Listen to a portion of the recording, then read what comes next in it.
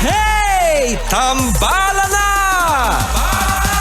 At eto na sila, ang nag-iisang masugid na tagahanga ni Nicole Yala.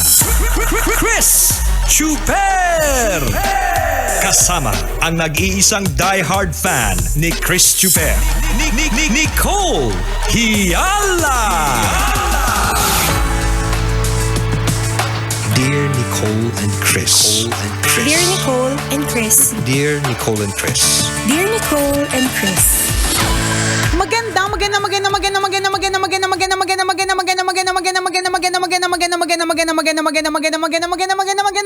tanghali, mga tambalanisa, mga kabisyo, mga kabasic. Hi, partner! Akala ko nakasulat sa dibdib mo, boobs. Barbie pala. Akala ko alam ko naman boobs yan, pinangangalanda ka mo pa.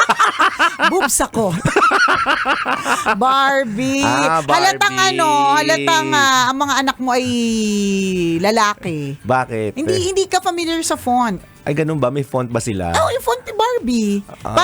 Parang basic siya. Halimbawa, yung anak kong lalaki, alam kong hindi pa siya nakakabasa talaga, pero alam niya yung sight words, yung pag nakita niya, familiar na kagad yung font, colors, correct, and style. Bilang yung ate niya ay nagba-Barbie, tapos yung nanay niya ay sabi ko na Barbie, ganyan. Kanina nung bago ko umalis, sabi niya, Mom, you're wearing Barbie. Okay. Sabi ko, you can read. Pero hindi pa siya nakakabasa talaga. Ano lang yung font, may font, tapos yung kulay. Logo. Oo, ganun. I see. Akala ko talaga kanina boobs. Sabi ko, bakit boobs?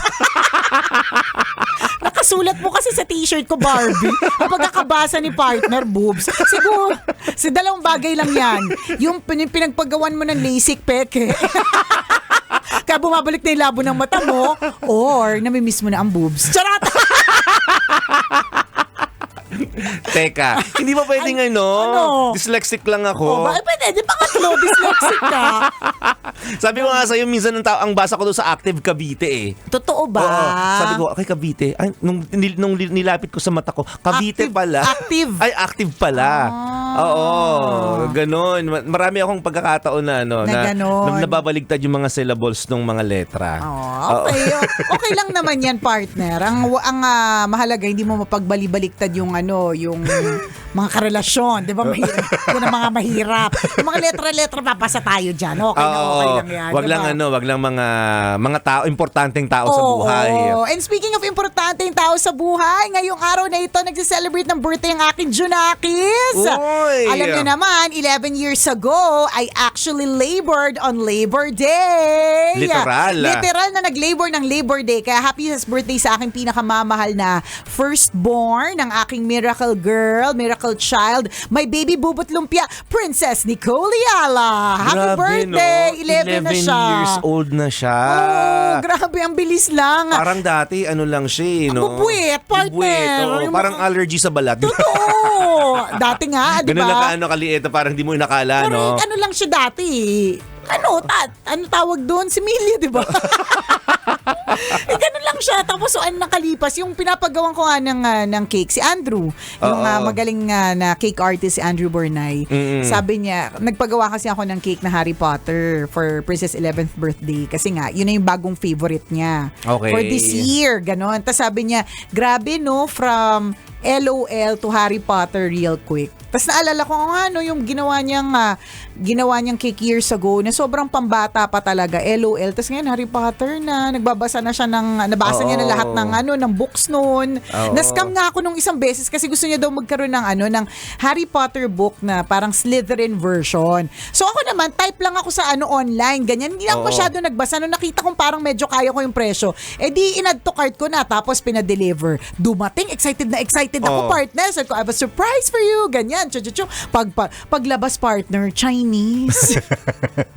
Nakakaloka yung Chinese. yung labas niya, ganun ko ano naman yung nakita ko. Tapos nung sabi niya, Mom, did you even read parang, ano ba yung mga, parang reviews, parang ganon. So, did you read the reviews? Sabi ko, no eh. Kasi, this was the first na nag-appear, tapos feeling ko limited edition siya. So, grinab ko na kasi parang nakalagay pa, parang ilan na lang yung pieces. Parang ganon. Tapos, sabi niya, where? Saan ko daw in-order? So, hinanap ko ulit. Tapos, true enough partner, doon sa picture nung green na book na yun, in-check nga. May English naman. Ano yung additional challenge yun? Actually, sabi niya, thank you Lord for Google Translate. Kuha naman, ang kapal-kapal ng libro. I-Google Translate. Oh my God, Chinese. Nakakaloka, Chinese. Nakakaloka, no? Grabe, magpo-45 na, nasa scam pa. Mali-mali pa rin. Naluloko ba? Very recent yan. Kasi nga, gift ko sana sa kanya kasi gusto niya yung edition na yun kasi parang hindi siya agad nakikita or parang mahirap siyang hanapin, parang Amazon lang, parang may mga ganun siyang sinasabi. Sabi ko, hindi mahanap ko yan. Mahanap ko yan. Ayun na nga. Na doon ko rin na-confirm partner na sa China nandyan lahat, di ba? Ano yung mga bagay na hinahanap mo, nandun lahat sa China. Pero grabe, no? Bilis ng panahon. Nga naisip ko dati, baby pa lang. Tsaka yung pinapangarap mo lang siya eh. Witness ako doon sa moment na pinapangarap mo siya na pinapangarap mo na magkaroon ng anak. Correct. Gusto ko talaga. Na mabuntis ka at papangalanan mong Princess Nicole Yala. Oo, yes. Parang tapos siya, ngayon, talagang pinapangarap ko talaga siya. Pero alam mo partner, naalala ko lang, na-appreciate ko pala sa lahat ng mga taong nangungulit sa akin kung kailan ako mabubuntis. Ikaw lang yung hindi nagtatanong. Siguro kasi parang lagi ko sinasabi, huwag niyo na ako tanungin! Kaya doon ko naisip, doon ako nakakome up sa realization noon na pagka, if the person really truly understands what you're going through or cares for you, hindi na yan magtatanong maghihintay na lang siya patiently with you. Ganon. Kasi yung mga iba na mga, yung ano lang talaga, parang, tumaba ka lang ng kaunti. Buntis ka na. Kumain ka lang na maasim. Di ba? Buntis ka na, naghanap ka lang ng soft drinks. Buntis ka na, ang hirap talaga nung time na yun. Siya ba yung nag-assume ka na pregnancy test pero hindi? Yun ba yun? May ganyan ka ba? Ikaw ba yun? Iba yata yung kausap ko. Iba yata, sorry, di ikaw. Nag-assume na pregnant. Hindi, basta 7 yung pregnancy test na trinay ko. Okay. Kasi nga, hindi ako makapaniwalang finally nag-positive noon. Kasi diba, sa sobrang tagal ko kasing laging negative, parang nung nag-positive, hindi ako makapaniwala. So, mga 7 talaga yung 7 beses ako nag-try. So, ikaw nga yun. Ako nga yun. Diba? Nakapito ka pala na pregnancy test, tapos laging nag-fail. Hindi, more. Partner, every month.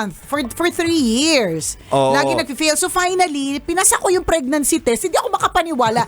Nagpito ko, iba't ibang brands. Kasi baka mamaya, expired. Correct, mga ganun. So, isipin mo from pregnancy test to 11 years old now. Diba? Grabe, no? Dati, talagang binibreastfeed ko lang. Ngayon, sinasagot-sagot na ako. Dati talaga naman, pauha-uha lang ngayon, bombastic side eye. Alam mo yun? Kumakaroll ng eyeball, sakala mo nag-roll na ball sa bowling alley. Yung sarap ng dukutin ng mata. Dati cute pa. Dumidilat ang baby natin. Ngayon, pag dumilat, tas umirap, dudukutin mo talaga yung mata. Sabi ko talaga sa'yo. Ang bilis ng panahon. Tingnan mo, sabi mo nga Harry Potter yung gusto niya ngayon Susunod, Maskulados na yung gusto niya. Kaya nga Maskulados. Totoo, ito na nga. Ito na nga ako naman, oo nga Ikaw yun yung nanay pala. May gusto sa Maskulados. Ito na nga. Parang nakakaloka kasi yung mga crush niya, yung mga matatanda na. Kung ano ba to? Like, kunyari, meron siyang password sa isang gadget na alam kong date. Okay. Date siya. Dating app, gano'n? Hindi, ibig sabihin date. Yung di ba? Minsan kapag ka-password mo, kunyari anniversary date or birthday, di ba? Yung gano'n para matandaan or 11111 para gano'n. Yung password, alam kong date. Okay. Pero sabi ko sa kanya, bakit 1980? Okay. Sabi ko, ano yung crush mo? Kaedad ko? Yuck! Sabi ko talaga sa kanya. Ano daw yun? Ano yung 1980? basta may explanation siya, pero talagang clarify ko, partner. Sabi ko, ano ka edad ng tatay mo? Para magka-idea siya ng Diba? 1980, no? Oo. Anong attraction niya sa 1980? Parang ganun. Basta may Oo. may explanation naman. Pero kinabahan ako ng slide. Kinagad Pero, na isip mo, Oo, no? pero alam mo naman tayo, madumi yung isip lagi. Advance lagi mag-isip. Advance, mas mabuti ng mas mabuti ng praning at advance. Oo. Better safe than sorry. Pero hindi na malayo mangyari yun ha, kasi 11 years old na yan ngayon. So late 2 years after pa, ano na yan, uusbong na yung mga 13. crush niya. Correct. Magsasabi na yan sa'yo ng mga, Mami, may crush na ako. Partner, hindi ko nahihintayin yung 2 years. Kasi ngayon pa lang, Itong taon pa lang na Evident ito, na? hindi, sinabi niya na talaga sa amin, seryoso, ayaw niya na ng exclusive school for girls. So, alam na, may pagnanasa na. Oo. Gusto niya na agad ko, alam na talaga. alam na. Alam na. Nako. Anak nga kita, confirm! Yung hindi na nakapaghintay, ako nahintay ko pa eh. Well, wala naman kasi akong choice noon eh. Di ba parang ganun. Nahintay ko pa hanggang college. Ito hindi nakapaghintay. Hanggang grade 6 na lang ako maha dito. Di ba? Pagkatapos ito, co-ed na ako. Ganun. Naku, pag-i-enjoy siya doon. Ay, oo nga. Sabi naman, mamimiesta siya ng mga boys doon. actually, For okay, sure. okay din naman yun kasi co-ed din naman yung asawa ko. So, kumbaga parang hindi siya natatakot, parang ganun. So, maganda din naman yun. So, wala lang, ang bilis lang ng takbo ng panahon. Kung kayo po ay tambalanista ever since, di ba? Parang yung tambalanista natin, partner na si Troika. Sabi, ang naaalala niya pa daw, siya pa daw naghuhugas ng puwet niya dito ni Princess. Tapos ngayon, 11 na. Sabi ko, try mo kayo hugasan ulit yung puwet. Diba? Ang bilis. Nung mami. Kung sige nga, kung tunay kang tambalanista. Hugasan mo nga yung pet ni Nicole? Sige nga. Nung mami ha. Ay nako, hindi, pero totoo, ang bilis lang po ng takbo ng panahon. Kaya while you can enjoy your kids while you can, kahit minsan nakakainis, nakakayamot yung ingay, yung Totoo dumi, yung gulo, 'di ba? Yung kalilinis mo pa lang ikakalat na lahat. Alam mo 'yun, kakasalansan mo pa lang lahat ng mga laruan dun sa lagayan. Tapos itutumba niya lang lahat, 'di ba?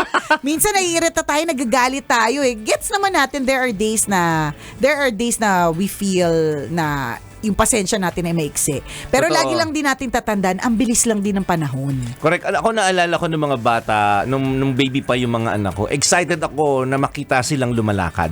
Nung lumalakad sila, excited ako na makita silang pumapasok sa school. 'Di ba? In your case, 11 years old yung anak mo. Siguro pag yung anak ko naging 11 years old na siya, may excite ako na magkaroon na siya ng Mga crush. Oo. Na parang ako din kikiligin Diba? din ako para sa nararamdaman nila. Mga ganun. So, ganun din yung kina-excitan mo ngayon. Oo. Excited ako o kaya yung moment na excited ako na makita ko yung anak ko na kagaya ko nagkikilay din, laban ng salon, marami mga anik-anik sa Totoo. bag, pampaganda, blush on, lotion. Correct. Lotion, lipstick, ganun. Di ba nakaka-excite isipin? Nakaka-excite siya, nakakatuwa.